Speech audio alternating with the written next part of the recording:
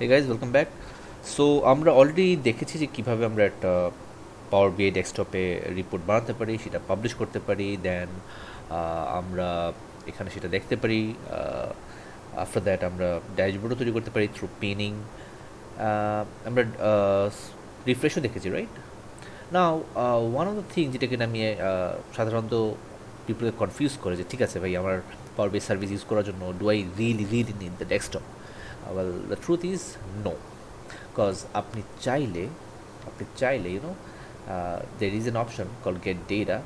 আপনি এটার মাধ্যমে directly through files from your local drive আপনি ডিরেক্টলি আপনার কন্টেন্ট ইম্পোর্টও করতে পারেন।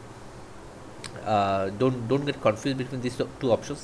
Actually I did এই পার্টটা জাস্ট আপনাকে এক্সেল যে ফাইলটা আপলোড করছেন সেটার ভিউ দিবে, but the main juice is over here.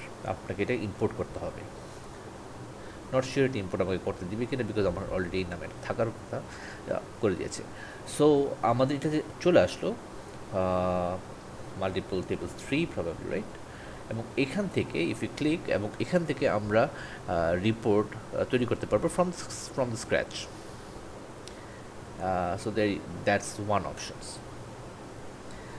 আরও একটা জিনিস যেটা দেখাতে চাই সেটা হচ্ছে যে আমরা দুটো জিনিস টাচ করি। ওয়ান ইজ দ্য অ্যাপ, যেটা কিনা আমরা ইনশাল্লাহ নেক্সট ভিডিওতে কভার করবো, অ্যান্ড অ্যানাদার ওয়ান ইজ আমাদের যে ড্যাশবোর্ডগুলো তৈরি করলাম ফ্রম মাই ওয়ার্ক স্পেস, এই ড্যাশবোর্ডগুলোর মোবাইল ভার্সন আমরা কীভাবে দেখবো।